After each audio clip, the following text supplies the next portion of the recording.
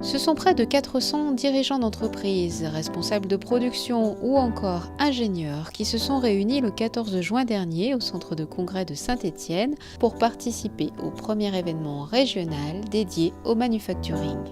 Baptisée GoFab Usine du Futur, cette journée à l'initiative de la CCI Lyon Métropole Saint-Étienne-Roanne, en partenariat avec l'UIMM Loire, le CETIM, l'École des Mines et l'ENISE, avait pour ambition d'aider les entreprises locales à acquérir les clés pour réussir leur transition vers l'usine du futur. L'usine du futur est une usine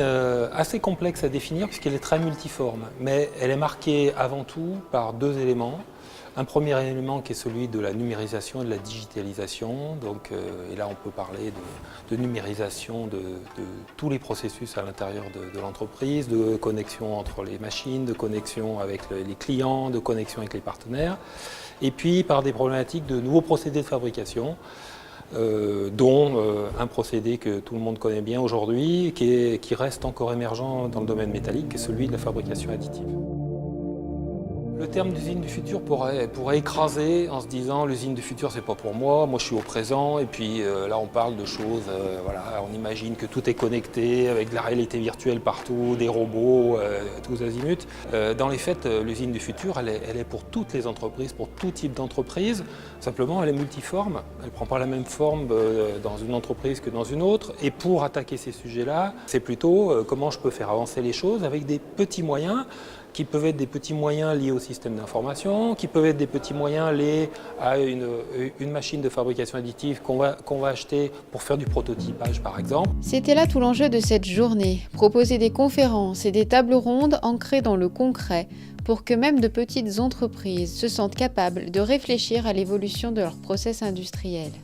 Ainsi, 6 tables rondes sur des sujets variés comme la robotique avancée ou la maintenance prédictive ont été proposés aux participants avec à chaque fois intervention d'experts et témoignages d'entreprises qui se sont lancées dans l'aventure.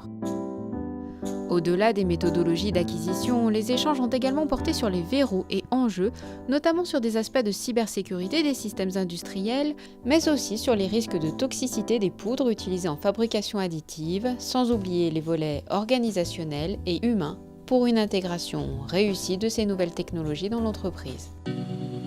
Ce qui est tout à fait intéressant quand on fait le bilan de cette journée, c'est que, évidemment, il n'y avait qu'à regarder le titre des tables rondes en particulier, on parlait de technologie, mais immédiatement est venu au premier chef, d'une part, la stratégie d'entreprise, c'est-à-dire que si on utilise une technologie ou si on embarque une technologie, c'est parce qu'on a un enjeu vis-à-vis de l'entreprise, un enjeu sur la qualité de la production, un enjeu sur la productivité, un enjeu sur le marché, un enjeu sur l'attractivité de l'entreprise. Il peut y avoir multiples enjeux. Et la deuxième leçon essentielle, c'est que ces évolutions technologiques, dont on peut penser qu'elles repoussent l'humain, puisque finalement le robot prendrait la place de l'humain, l'intelligence artificielle prendrait la place de l'intelligence humaine, bien au contraire, et c'est ce qui a nourri toutes les discussions aujourd'hui, l'humain est renforcé dans son rôle, puisqu'on lui ôte des tâches de basse valeur ajoutée